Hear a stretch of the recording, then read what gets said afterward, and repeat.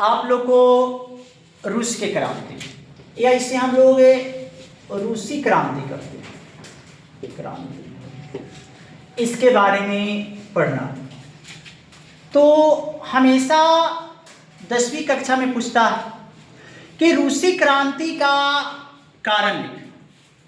रूसी क्रांति को खूनी रविवार की घटना भी कहते हैं, खूनी रविवार की घटना भी कहते हैं।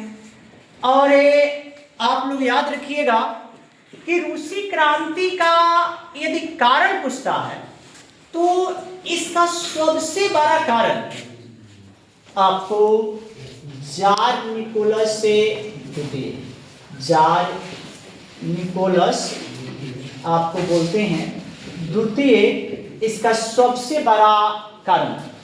ये जार निकोलस द्वितीय था कौन?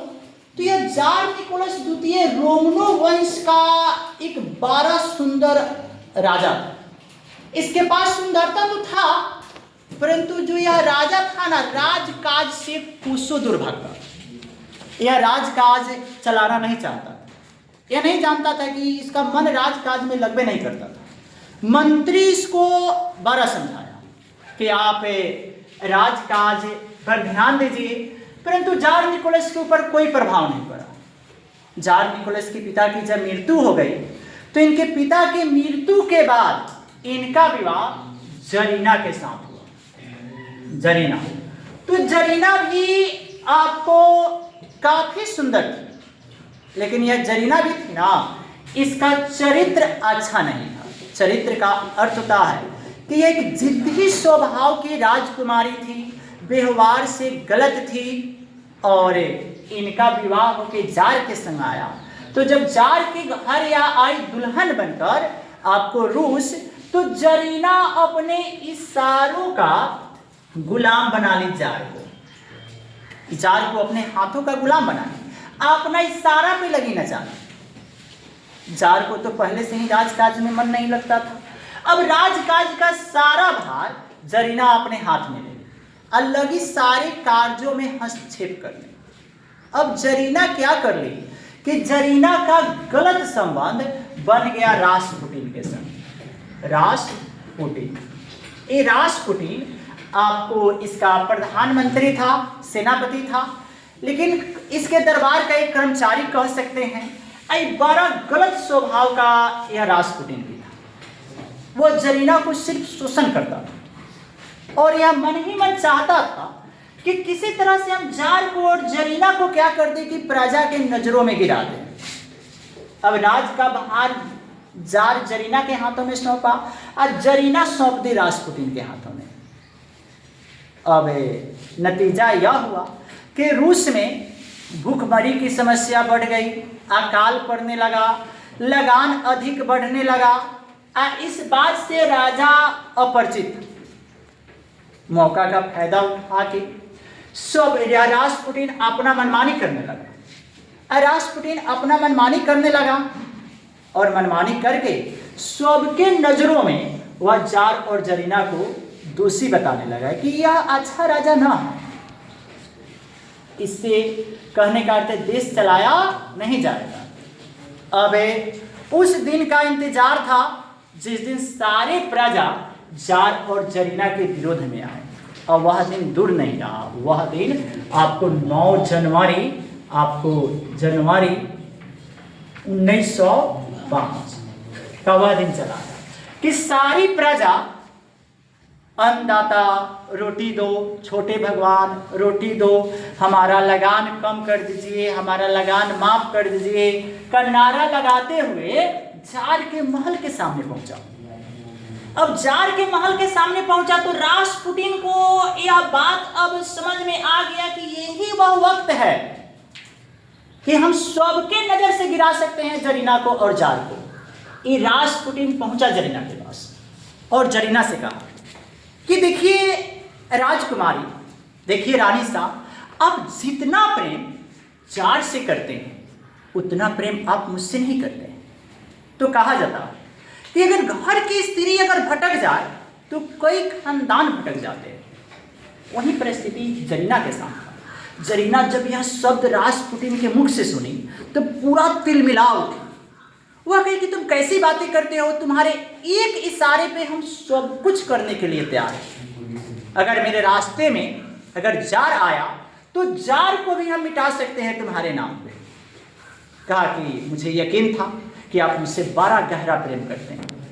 या रास्पुटिन कहा इस जरीना से कि आप एक ही वो काम कीजिए ना, आप क्या कीजिए कि महल के सामने जितना प्रजा है जो आंदोलन कर रहा है उस सबको गोली से भुनवाने का कार्य कर दीजिए। जरीना कही बस इतनी छोटी सी बात। जरीना क्या की, रास्पुटिन को कह के तो चला गया। अब जरीना क्या की कि अपना सारा आभूषण उतार कर फेंक दी, तितर बितर कर दी। पूरे महल का सामान था, कूप महल कह सकते हैं बोलचाल के भाषा में। ऐसा घर जहाँ पे रानियां रूस कर जाकर बैठती, जाकर बैठ गई। अपने दासी को कह दी कि यार दासी, तुम जाओ जार से कहना कि अगर वह मुझे जीवित देखना चाहते हैं तो प्रजा से मिलने से पहले वह आकर मुझसे मिले। जब यह बात उनको कहा गया, दासी खास दासी थी। पहले राजा महाराजा के दरबार में एक प्रत्येक राजा का एक खास दासी होता था। वह कभी भी राजा के पास जा सकती है, रानी के पास जा सकती है, उसे रोक टोक कोई करने वाला नहीं था। जैसे रामायण में राजा केक के घर से आई हुई केकई की जो खास दासी थी मंथरा थी, उसी तरह से उनकी एक दासी थी। अब बताते हैं कि वह दासी गई और राजा से कही कि सुनिए ना महाराज कि यह शाही फरमान है, पत्र है, रानी आपको जल्दी से महल में बुलाई है। अगर तनिक सा भी देर हुआ बिना अगर आप रानी से मिले, अगर प्रजा से मिल लीजिएगा तो आप मरा हुआ मुंह देखिएगा। राजा थोड़ा देर अगर आगे चल जाता अपने झरोखा पे तो यह खूनी रविवार की घटना नहीं होती। राजा वहीं से मुड़ गया और रानी के पास आया। अपनी रानी को देखा कि वह है रुसी हुई है, पूरा सामान जतर ततर है, तो यह काफी दुखी हुआ और रानी के समीप जाकर पूछा कि हे रानी, आप बताइए कि क्या हुआ है, आप इतनी उदास क्यों हैं? क्योंकि आपका जो शांत सा मुखड़ा है वह कहने का अर्थ है मुरझाया हुआ क्यों है? अब रानी के पास जाता राजा सामने तो रानी मुख इधर घुमा लेती, फिर इधर जाते तो इधर घुमा लेती थी। यह बोला कि आप कहिए तो सही कि क्या बात है। उन्होंने उनसे पूछा कि आप कहिए कि अगर जो गर्दन आपके सामने झुकने से इनकार कर दिया है मैं उसकी गर्दन कटवा सकता हूं, क्योंकि मैं राजा हूं। जो आंखें आपको तिरछ देखने लगे मैं नेत्र निकलवा दूं। अगर जो आंखें तिरछ नजर से भी आपकी तरफ देख लिया हो उसका हम आंख निकलवा लेंगे। आप कहिए जो जुबान तुम्हें करवा लागे उसकी मैं जीभा कटवा लूं। अगर तुमको किसी का बात अच्छा नहीं लगा है तो मैं उसकी जुबान कटवा सकता हूं, मैं राजा हूं, तुम कहो कि क्या बात हुआ है। जरीना को इसी मौका का इंतजार था। जरीना कहे कि नहीं महाराज, ऐसी कोई बात नहीं है। फिर कहा कि फिर तुम उदास क्यों? क्योंकि आज आप फैसला कीजिए कि आप मुझसे प्रेम करते हैं कि अपने जनता से प्रेम करते हैं, प्रजा से प्रेम करते हैं, देश से प्रेम करते हैं। जब यह शब्द सुने तो उन्होंने कहा कि नहीं, यह तो सरासर गलत है। मैं अपने देश से प्रेम करता हूं, जनता से प्रेम करता हूं, लेकिन तुम मेरी जीवन संगनी हो, मेरी पत्नी हो, तुमसे हम काफी अधिक प्रेम करते हैं। कहा कि जब आप मुझसे प्रेम करते हैं तो जो हम कहेंगे सो कर दीजिएगा। उन्होंने कहा कि आप कहिए तो सही। कहा कि जितना कोई आंदोलन कर रहा है सबको गोलियों से भुनवा दीजिए।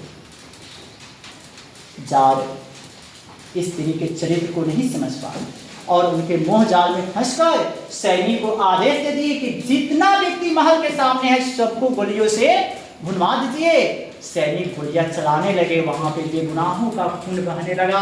नतीजा यह हुआ कि आपको वह दिन आपको रविवार का था, और रविवार का आपको बोलते हैं रविवार का दिन था, और वहां पर इतना ना खून बहा कि उसे खूनी रविवार का नाम देते हैं। इसे हम खूनी रविवार की घटना कहते हैं, रूसी क्रांति कहते हैं। और आपसे पूछेगा 9 जनवरी 1905 की घटना लिखे तो पूरे बातों को लिख देंगे। खूनी रविवार क्या है तो लिख देंगे कि जार के कहने पर, जरीना के कहने पर जार ने हजारों लोगों की हत्या करवा दिया। उसे हम क्या कहते हैं? रूसी क्रांति कहते हैं, खूनी रविवार की घटना कहते हैं।